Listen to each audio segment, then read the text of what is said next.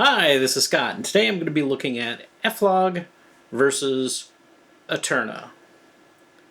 And I'm going to be recording that Eterna into the camera, into the SD card, using the H.265 codec at 200 megabits per second in 23.9, 24 frames per second, essentially. And then I am also recording it at the same time to the Ninja 5 recorder. I'm recording FLog, and then I'm going to go into Resolve and apply the Fuji supplied Eterna Lut to that, and I'm going to see how they differ, whether there's a big difference or not.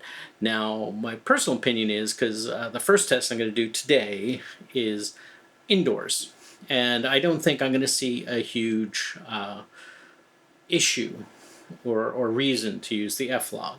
Again, on the Ninja, I'm using DNX HR HQ, so technically it's a higher quality. But you know, we're in a very controlled lighting environment here, so I don't expect that we're going to have a lot of dynamic range issues. Again, I'm going to do the same test outside, maybe tomorrow, whatever, a separate video.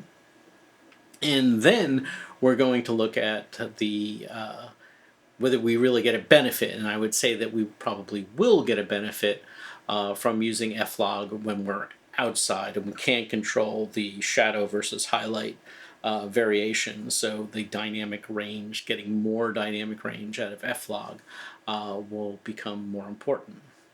Also want to check focus. Just for reference, I am using my 23mm f2. I like it for video. One of the reasons why is if you look at this, and as it's changing focus, you will probably notice, or more to the point, not notice, that there's a lot of breathing. The 23mm f2 on the Fuji X-T3 is really good when it comes to video and not breathing, versus something like the 35 f2, which I like as a lens, and it's sharp and it's wonderful, but it breathes horribly.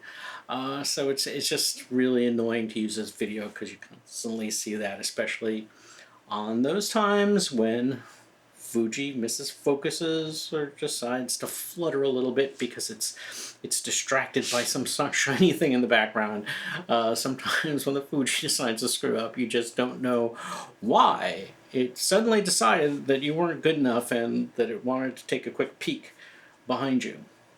I have it at f2, which my experience has been the lower your f-stop, the better off you are as far as not having focus issues and it doing that wobble or flutter or whatever you'd like to call it.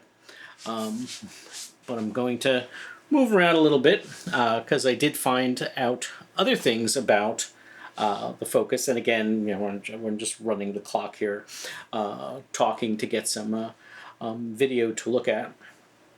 But the as far as I'm concerned, it's a defect, and I wish Fuji would fix it. When you're using the Ninja 5, as I am here, you don't necessarily have to, you know, the camera's on, it is feeding video out of the HDMI port. So at any time, I could hit record on the Ninja 5 and start recording. And I don't actually have to hit the record button on the Fuji, except... and here is the big but. If you have changed the AFC settings from the base settings, they don't kick in until the camera thinks it's recording. So if I'm setting the Ninja and I have sped up or slowed down the AFC for any reason, or I've told it to hang on to a target longer, which is what I have done here, otherwise I have it on the normal speed, those AFC settings will not be applied until the camera actually is being told to record. Now this is a problem from not only that Ninja 5 perspective of I don't have to press the button to record on the camera, but I have to if I want to use the AFC settings. But if I want to set up the camera, because every lens acts a little bit different with those AFC settings, so it's not like, oh, okay, I'm going to use this and it's the same speed at every lens. It's like, no, it'll vary from lens to lens. It would be nice if Fuji found a way to kind of balance those out so that they acted similar per each lens. Put something in the firmware that said, hey, this is a slow lens or a fast lens. So when you set that speed up or down, it kind of takes that into account. But it doesn't. So when I'm setting up, I have to literally be recording to actually know whether the AFC settings are going to work as I would like them to before I actually start to record. So to have to record before you have to record is annoying. Okay, so got done looking at the footage side by side, and definitely I gave a heads up to the FLog as looking better. I don't know if that is really so much the FLog or just the fact that it was off the Ninja 5 at a higher recording rate versus the camera, which again I was only using the 200 megabits per second. Perhaps if I used 400, we'd see even less of a difference. And again, I don't know if you're going to see the difference on YouTube because both of them look pretty good.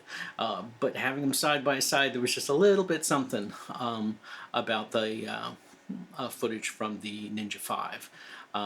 Happy to hear your comments down below. So hopefully we both learned something from that, or all learned something from that, and you found it interesting. And if you could, please give me a thumbs up. And please, if you like this type of content, please subscribe. It'll encourage me to do more. I don't have affiliate links, but if you'd like to give me a little donation, that's also helpful, and there's a link down below. So I'll see you next time. Hopefully in the near future, I'll have the outdoor version of this. See you then. Bye.